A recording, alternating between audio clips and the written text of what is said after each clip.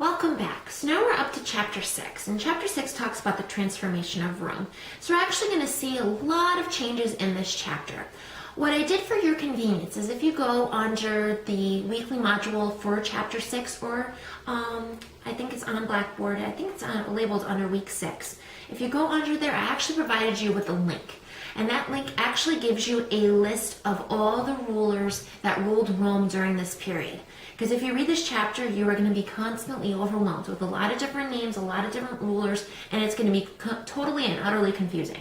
So it's a lot easier for you to actually look at that list and kind of know the leaders when we're talking about Julius Caesar, straight through Augustus, and then of course through the Barracks emperors, the Severan dynasty, and then ending on Diocletian and Constantine. So it makes it a lot easier. It tells you the dates that they actually ruled, and then the key points that ended up happening. And of course that was taken from a different Western Civ textbook, so it would be a lot easier for you to use that for your use at that point in time with this chapter.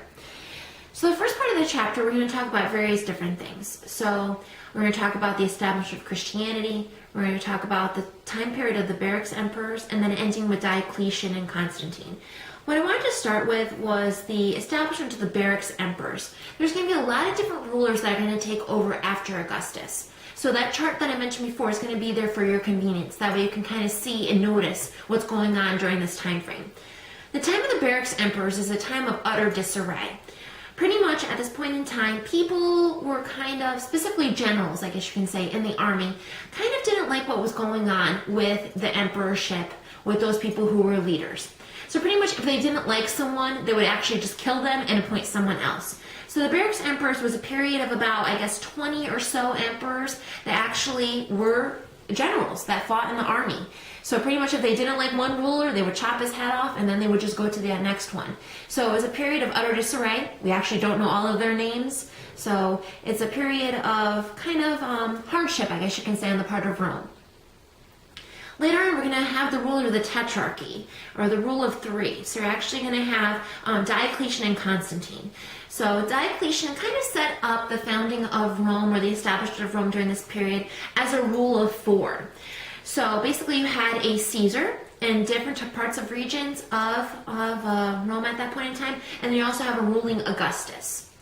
It was kind of a good way of ruling it, because he's kind of trying to circumvent the problem that they had before with the Barracks emperors, and then of course with all of the predecessors, the different types of rulers that they had at the point in time. So he had a good plan, but what I want you to focus on is what ultimately led to Diocletian's failure. Why did this rule of the Tetrarchy ultimately fail?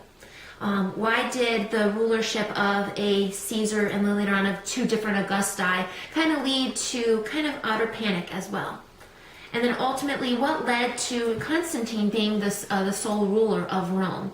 Was it a good thing? Do you think that it was good just to have one ruler ruling over Rome? What I also want you to consider is that at this point in time, Rome is significantly larger than what we know. There's a lot of maps in this chapter, so you can actually see that Rome is pretty much stretching out.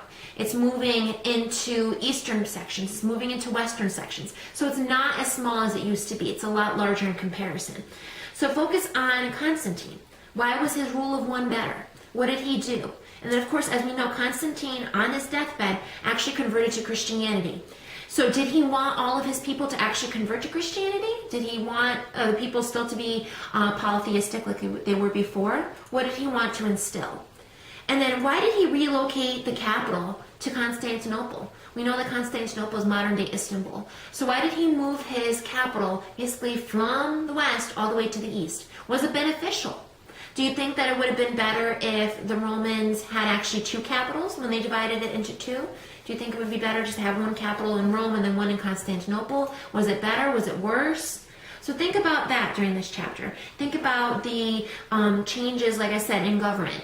And also think about the different types of religions that we're forming. Since we're changing from this pagan polytheistic religion to Christianity, was it a beneficial conversion? Was it good to change to monotheistic religion, or was it not? So think about those things when you're reading this chapter as well. And like I said, use that chart to your advantage, because it'll definitely help you when you're reading through the chapter and you're looking at all the different types of rulers that led Rome during this time period. And then of course, like I said, you still have your individual assignment and you still have your discussion board due as well. So work on those, and if you have to reach out to me, please do so on Blackboard. Thank you.